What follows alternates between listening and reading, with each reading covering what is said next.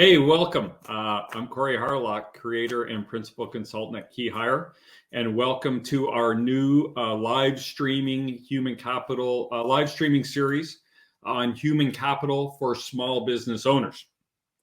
This is a new concept and platform for Key Hire. We're going to be running these live streams twice a month, every other week. We're going to address any human capital topics that you want to hear about. So we're interested in your feedback. We'll have some guests on here talking about their areas of expertise and any other topics that you feel would be useful in terms of your human capital in your small business or company. It's interactive, so feel free to type in the chat box, say hello, ask any questions. The format's going to be pretty simple. It's going to be 15 minutes of information and then 10 or 15 minutes of Q&A, answering any questions that come from our viewers. And we'll hit you with a lot of information and get you out nice and quick. So our topic today was what has changed in the job market. And the answer to that question is a lot has changed. So what I really want to do is, and after thinking about it, I think the question we should have asked is, as a small business owner, what can I do with my business to adapt to the changing markets? So I'm going to break this into two parts first here today. Let's talk about how the markets change as it pertains to human capital, as it pertains to the people in your business and bringing people into your business. And then we'll talk about some strategies or things you might be able to change within your business to meet the demand of the new market. So let's start with this. So what has changed in the market? So the first thing I want to talk about is the availability of people, meaning before the pandemic, there was a healthy job market, and kind of coming out of the pandemic, it's different. There are fewer people on the job market. There was a stat that came out, I think, just yesterday that said Texas has recovered 99% of the jobs that were lost during the pandemic. So that means we have as many jobs available here in Texas that we did in 2019. But we have about 80% of the workforce. Where did that 20% go? So let's talk about that. Number one, there was a record. So in 2020, there was a record number of people that opened their own small business. So in 2019, there was 3.5 million people that opened their own business. And in 2020, there were 4.4 million people that opened their own business. And in 2021, there was 5.5 million people that opened their small business. Now, I'm not great at math, but I know that's about 3 million people that are off the job market. 3 million people that had some potentially skilled labor. And these aren't all hourly and low skilled jobs. These are high skilled people that were working in environments they didn't like. And they thought, I'm just going to go hang my own shingle and do my own thing. So we lost a lot of people who are opening their own businesses. The other thing is early retirement. In 3.2 more people went into retirement and started using their retirement savings. 3.2 million more people started using their retirement savings in 2019 than in 2018. They don't have those stats for 2020 yet, but there's another let's double it, 6 million people that have retired. So we have, 6, close to 10 million people that are just off our job market, no longer there. Not applying to your jobs, not interested in working for your company. So number one, just the availability to people. There are just fewer people in the market, same number of jobs, fewer people. So what else has changed in the market? The work environment, this whole flexible work. And I know for small business owners, this is a big deal because we like to see our people and make sure they're being productive. 60 Minutes 2 Sundays ago, and you can go Google this or check it out on YouTube. They threw out a stat. They did a story on this, and they said that pre-pandemic, 1 in 67 jobs was a remote position. Currently, 1 in 7. I didn't stutter. 1 in 7 jobs is considered a remote position. So that's a big deal. People who, if you want people to be checking into your office every day, be aware you're eliminating about 80% of the workforce that are actually looking for jobs. Only about 15 to 20% of those people have any interest in checking into the office every day. And most of the people that do have to. They're in manufacturing, they have a job where they have to be hands-on. But if you're in the office and can work remotely, that number is a lot smaller. So keep that in mind. So number one, we have fewer people in the workforce looking for jobs. And we have more people who want to work remote. Whether you offer it or not, that's what they want. Third thing that it has changed, it's an employee market. In that same 60 Minutes episode I talked to, they said that even when the government support for people who had lost their jobs or weren't able to work, even though it's run out, people aren't rushing back to work. They're waiting. They're dipping into their savings. There's a record number of people 40 years from 40 to 65 that have dipped into their retirement savings, incurred all the penalties, not worried about it. They're dipping into their savings to hold out and wait for the job they want, the perfect job. They're not in a hurry. They're not feeling the pressure. Not yet. Maybe they will, maybe they won't, but they're not feeling the pressure today.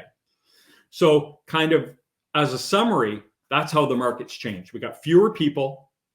The work environment has changed dramatically from 1 in 67 working remote to 1 in 7 working remote.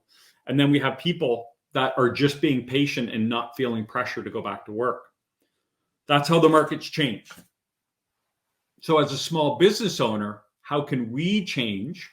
What can we do within our business to change our philosophies and approach? Now that we know what's going on in the market, it's up to us as business owners to change what we do to meet the demands of the market. Just like in sales, you can't create a product and sell it if no one's buying it. Same thing with, this acquiring leadership and talent and experience for your business. If the market's over here, you have to meet the demand of that market. So how can we do it? First thing, small business owners, and I talk with a lot of small business owners, and I hear a lot of them, I don't care about this remote stuff. I want people to check into the office. And I say, you realize we're going to eliminate about 80% of the people. That's fine. I don't care. But if we want to get the best people we can in your business, eliminating 80% of the viable candidates out there who have the experience you want puts you in a best of the worst situation. It doesn't give you access to the best people for your business, those high impact talent, the people that are the best culture fit, the people that are going to bring the experience you want and are going to bring that capacity to your business to help you scale and grow. So we need to change our philosophy around, it's going to go back to normal. It's not. It's going to swing back, right? The pendulum was over here. It's over here now, and it's probably going to come back a bit. But this remote work thing is going to be around for a while. So we have to wrap our heads around that. The second thing we need to do is get really efficient when it comes to our hiring programs. So the days of we're going to interview 3 or 4 candidates, and then we'll bring our top 2 back for another, and then we'll think about it, and we'll get back to them in a week. That doesn't exist. I'll give you an example of I worked with an organization, and we were hiring salespeople, and we had 3 candidates we liked. All 3 got offers. One of them declined the offer and took another one. One of them came into training on day one and got a counter offer, left training to take another job, and one stayed. That's not uncommon, right? That wasn't an anomaly. That wasn't weird in this market. If you're not first with the best offer, you're not going to be able to make the hire. And the way to think of it is like this. If you're really interested in a candidate, they're really good and they have exactly what you need and you're excited about them, so are another 2 or 3 companies. And they are talking to other companies. They're not just talking to you. So the days of, we want to put them through this long, crazy process, companies are hiring on the spot. Companies are almost like buying before they see the product, right? I don't know if anyone out there has ever done that, but when we moved to Texas, we rented our first house sight unseen. We saw the pictures. It looked great. We said, we'll take it. One of the conditions we put on are we're going to fly down in 2 weeks and look at it. But we put our deposit in because that's what we wanted. That's happening in the job market. That's happening in the acquisition market. So you have to be prepared to move quickly. You can do it. You can be exhaustive and efficient. And I'm not saying don't be exhaustive. Don't confuse the two. Both can be true here. You can have a super efficient, fast process, and it can be exhaustive. Point 3, how do we target correctly? How do we do this correctly? If we're going to be efficient, so we're going to change our philosophy, which is scary. We're going to have these people working from home. I've never met them. I've never shaken hands with them. I've never put eyes on them. And I'm going to trust them to do a really important job in my company. That's a big change in thinking. And then we're going to hire them faster than we ever did. That's really scary too. So how can we maximize the probability that this works well? And that is to be really targeted, to do our homework, to make sure if we're going to go after this position, we lay it out really correctly. We understand how to screen for culture and core values. We understand what specific experience this individual needs to have to be successful in our company. And that could be something like, what ERP do we use? Do they have that specific experience? Or have they worked with an ERP? Have they been a super user with another ERP? That means they could probably pick ours up really quickly. Have they used our accounting system? Have they used our CRM? Whatever it is, right? Understanding how we're going to measure the performance and has this person worked within those parameters in the past. And then the third thing that you want to look at is if they're asking to work from home and you're hiring them to be remotely, wouldn't we want to know their level of success that they've had working remotely? I just had lunch with an associate today, and he was telling me one of his clients who hired a salesperson at the other side of the country, but they had the right experience and they had been working from home in the past, and they're working in this market, a market, a 4-hour flight away, and killing it because they understand the market, they understand the products, they understand the KPIs, and they have a history of being successful working from home.